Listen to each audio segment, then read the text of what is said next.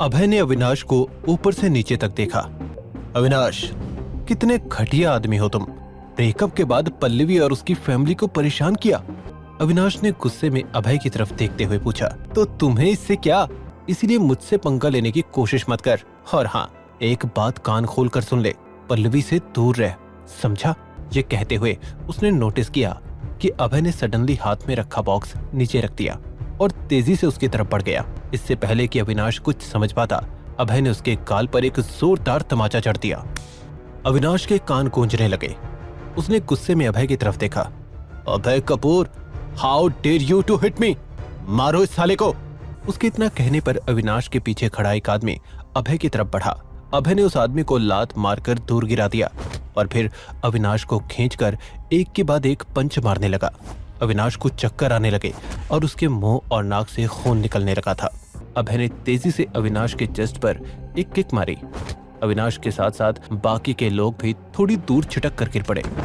उसका पावर देखकर किसी में हिम्मत नहीं थी कि एक कदम भी आगे बढ़ाए। सब डर से अभय की तरफ देख रहे थे। जब कोई आगे नहीं आया तो अभय ने नीचे रखा बॉक्स उठाया और पल्लवी से कहा, लेट्स गो पल्लवी। उस दिन मुंबई के लिए एक खास दिन होने वाला था। कपूर खानदान के स्टॉक प्राइस गिरने लगे थे। उनकी सारी लिस्टेड कंपनियों का बुरा हाल था। सिर्फ एक रात में ही कपूर कंपनीज की मार्केट वैल्यू करोड़ों रुपए घट गई थी। उस वक्त बलराम अपनी कंपनी के हेडक्वार्टर में बैठा स्टॉक मार्केट की कंडीशन देख रहा था। कपूर इंडस्ट्री की हालत देखकर वो बहुत शॉक्ड था। भले ही बाकी लोग नहीं जानते थे कि ये सब किसने किया, लेकिन उसे अच्छी तरह से पता था कि इन सब के पीछे अभय का हाथ था।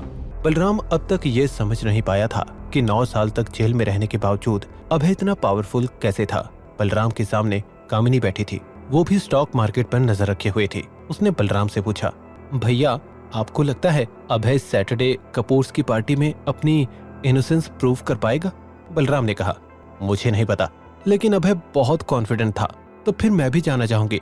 उसी वक्त बत्रा हाउस में रूम के अंदर उमेश बत्रा आंखें बंद किए हुए बैठे थे। तेज कदमों की आहट सुनकर उन्होंने आंखें खोली तो निशा को अंदर आते हुए देखा। निशा, क्या वो लड़का माफी मांगने आया? नहीं दादाजी, वो धीरज राजपूत, उसने भी साफ साफ इनकार कर दिया। क्या, सच में? हाँ दादाजी, और मैं उस अभय से मिली, उस आदमी में तमीज ही नहीं है। ये सुनकर उमेश गुस्से में बोला, तो फिर तुम्हें उसे मारते हुए खींचकर यहाँ लाना था। अब तक ललित बत्रा भी वहां पर आ गया था। उमेश बत्रा ने कहा, अगर धीरज राजपूत मेरे खिलाफ जाना चाहता है तो मैं भी उसे उसकी औकात दिखाऊंगा। ये कहते हुए उसने अपना फोन उठाया और एक नंबर डायल किया। कॉल कनेक्ट होने के बाद फोन की दूसरी तरफ से आवाज आई, हेलो मिस्टर बत्रा, कहिए। उमेश बत्रा ने कहा, हंसराज सिंघानिया, मैंने आज तक रॉयल बैंक का डायमंड कार्ड यूज नहीं किया है, लेकिन आज मुझे तुमसे एक फेवर चाहिए। हंसराज ने कहा, जी कहिए मिस्टर बत्रा। कल मेरे पोते ललित बत्रा को किसी अभय कपूर नाम के आदमी ने पीटा और धीरज राजपूत उसी लड़के का साइड ले रहा है। मैं चाहता था कि वो अभय मेरे पोते से माफी मांगे, लेकिन वो दोनों राजी नहीं है। इसीलिए मैं चाहता हूँ आप धीरज की कंपनी को थोड़ा प्रेशराइज करो। तुम्हें ज्यादा कुछ नहीं करना है, बस वो लड़का अभय यहाँ आकर मेरे पोते से माफी मांग ले। इधर हंसराज ने कहा, मिस्टर बत्रा, अगर कोई और काम होता तो हम जरूर करते, लेकिन ये काम करना मेरे बस में नहीं है। रॉयल बैंक आपकी कोई हेल्प नहीं कर सकता, आई एम सॉरी। ये कहकर हंसराज ने उमेश बत्रा का जवाब सुने बिना ही कॉल डिस्कनेक्ट कर दिया। इधर अभय मिका के घर के लिए निकल गया था। वो बस कम्युनिटी के एंट्रेंस गेट पर पहुंचा ही था कि उसके फोन की घंटी बजी। अभय ने जेब से फोन निकाला। स्क्रीन पर एक अननोन नंबर था। उसने कॉल रिसीव किया, हेलो, लेकिन फोन के दूसरी तरफ से कोई आवाज नहीं आई। हेलो कौन? लेकिन अभी भी किसी ने कुछ नहीं कहा।